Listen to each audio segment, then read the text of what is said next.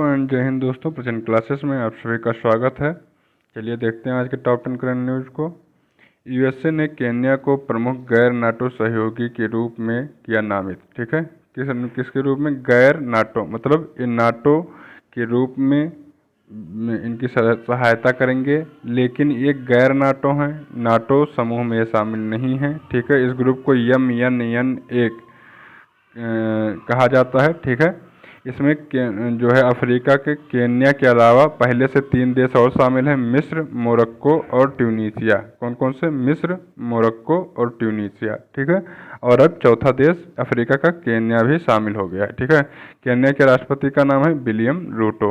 Okay, और इसमें जो है इसमें क्या है नाटो में, और इसमें अंतर क्या है? तो MNN का दर्जा सैन्य और आर्थिक विशेषाधिकार प्रदान करता है। ठीक है, सैन्य और जो है आर्थिक विशेषाधिकार प्रदान करता है।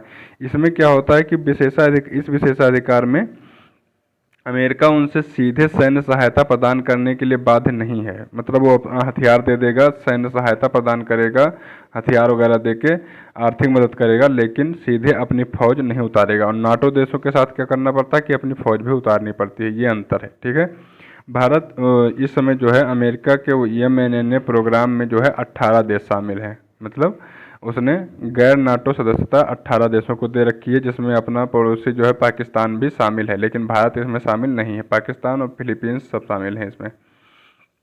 दूसरा है कि यूएन महिला वैश्विक डेटा के अनुसार महिला राष्ट्राध्यक्ष और कैबिनेट सदस्यों की संख्या के आधार पर भारत को 171वां स्थान मिला है। कि मतलब कितने प्रतिनिधित्व महिलाओं का है हमारी कैबिनेट में, या हमारे राष्ट्राध्यक्ष के रूप में कितनी महिलाएं हैं।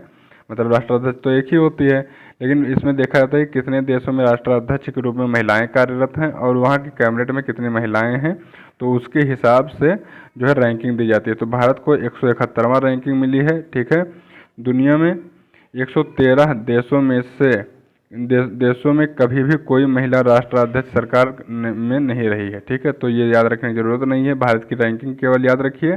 और सबसे नीचे स्थान पर कौन है? तो Azerbaijan, Hungary, Papua New Guinea, Saudi अरब, तुवालू, वनुअतु और यमन इसमें सबसे निचले पायदान पर हैं।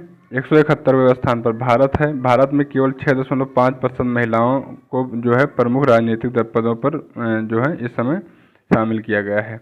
162वें स्थान पर बांग्लादेश की रैंकिंग हमसे अच्छी है। उससे अच्छी रैंकिंग भूटान की है, 148वां है, और हमसे 2 नंबर पीछे 173वें स्थान पर पाकिस्तान है।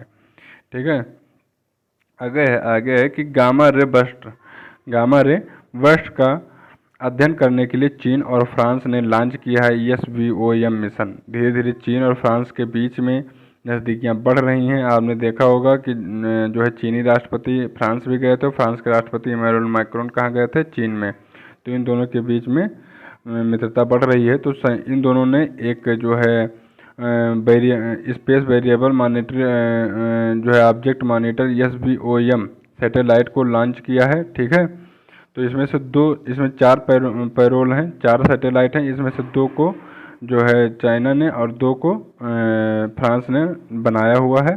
ठीक है, और इसको China aerospace science and technology corporation है, इसने लॉन्च किया है। ठीक है, तो गामा रे बस्ट का अध्ययन करने के लिए अब तक का सबसे शक्तिशाली उपग्रह है ये।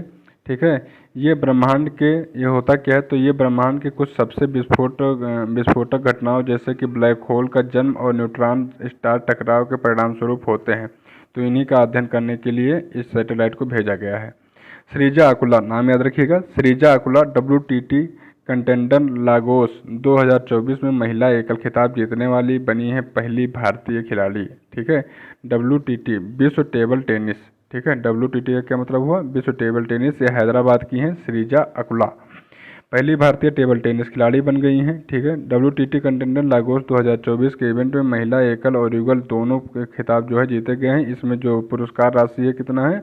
80,000 अमेरिकी डॉलर है। ठीक है, इसमें प्रमुख विजेता में देख लो कौन कौन से हैं। तो पुरुष एकल में जो जीते हैं दिमित्रीज और चारो, ये जर्मनी के हैं, ये याद रखने की जरूरत नहीं है। आप केवल महिला युगल का याद रखिए, श्रीजा अकुला और अर्चना कामत जीती हैं, ये भारतीय हैं। और पुरुष युगल में हरमीत देसाई और मानव ठक्कर जीते हैं, ये भी भारत के हैं। तो इन दोनों को याद रखिएगा। Henley private wealth migration report 2024 में भारत को मिला है तीसरा स्थान। ये कौन सी रिपोर्ट है? इसमें बताया जाता है कि कितने करोड़पति, कितने मिलियनियर, बिलियनियर आपके देश को छोड़कर जा रहे हैं। तो इसमें भारत जो है तीसरे स्थान पर है। इसमें कहा गया है कि 4300 भारतीय इस बार, करोड़पति भारतीय जो हैं देश छोड़ के बाहर चले जाएंगे। ठीक है। सबसे शीर्ष पे चीन है, इसमें 15,200 चाइना के नागरिक जो हैं करोड़पति, वो चाइना को छोड़ देंगे। और यूके दूसरे नंबर पे है, जिसमें 9500 आदमी जो है यूके छोड़कर बाहर देशों में चले जाएंगे और वहाँ की नागरिकता ले लेंगे। ठीक है। तीसरे नंबर पे अपना भारत है, 4300 लोग इसमें जाने की संभावना है। ठीक है। भारत से करोड़पतियों का पलायन कई कारकों के संयोजन से प्रेरित है। इसमें बेहतर जीवन शैली, सुरक्षित वातावरण और प्रीमियम स्वास्थ्य और शिक्षा सेवाओं की पहुंच की तलाश में इसमें जो है शामिल है मेन कारणों में। 64वीं अंतर्राष्ट्रीय चीनी संगठन परिषद की बैठक नई दिल्ली में आरंभ हुई है। इस बार जो है अपनी काउंसिल यहाँ पे चेयरमैन कौन है? चेयर में यहाँ पे भारत को दिया गया है। ठीक है। भारत की अध्यक्षता कर रहा है। तो नई दिल्ली में इसके जो अध्यक्षता करेंगे श्री संजीव चोपड़ा। कौन है? ये जो है सार्वजनिक वितरण विभाग के सचिव हैं, खाद्य एवं सार्वजनिक वितरण विभाग के सचिव हैं संजीव चोपड़ा जी। तो ये 26 से 27 जून 2024 में क्या करेंगे? बैठकों की अध्यक्षता करेंगे। ठीक है। इससे पिछली बैठक जो हुई थी वो लंदन में हुई थी। लेफ्टिनेंट जनरल एन एस राजा, क्या नाम है? एन एस राजा सुब्रमणी होंगे अगले vice chief of army staff. ठीक है। आप जानते हैं vice chief of army staff जो है अब अपने यहाँ के आर्मी प्रमुख जनरल बन जाएंगे। क्यों? क्योंकि जो अपने यहाँ के मनोज पांडे जी थे वो अब रिटायर हो रहे हैं। तो देखिए, और जो है देखिए एन एस राजा सुब्रमणी अगले उप सेना प्रमुख होंगे। ये है। दूसरा है कि मध्य कमान जो है इस सेना में मध्य कमान का कार्यभार संभाल रहे अधिकारी लेफ्टिनेंट जनरल उपेंद्र द्विवेदी जो हैं अब क्या लेंगे? सेना प्रमुख का कार्यभार संभालेंगे। कौन? उपेंद्र द्विवेदी। तो उपेंद्र द्विवेदी जो है सेना प्रमुख बन जाएंगे मनोज पांडे जी की जगह पे। और तो उपेंद्र द्विवेदी का जगह खाली हो जाएगा, उसको ये जो है आपके ये एन एस राजा सुब्रमणी जी क्या करेंगे? ये उपेंद्र द्विवेदी की जगह को संभालेंगे अब। ठीक है। उपेंद्र द्विवेदी अब बन जाएंगे आपके सेना प्रमुख। ठीक है। चलिए अगला है, जम्मू कश्मीर का श्रीनगर विश्व शिल्प शहर का दर्जा प्राप्त करने वाला बना देश का चौथा शहर। ठीक है। शिल्प परिषद ने जम्मू कश्मीर के हस्तशिल्प और हथकरघा क्षेत्र को मान्यता दी है।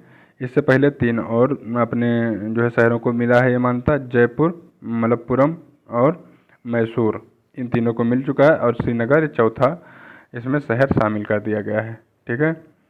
भारत 6G अलायंस ने फिनलैंड के ओलू विश्वविद्यालय के साथ किया समझौता। ठीक है। भारत 6G अलायंस और 6G smart network and services industry association. ठीक है।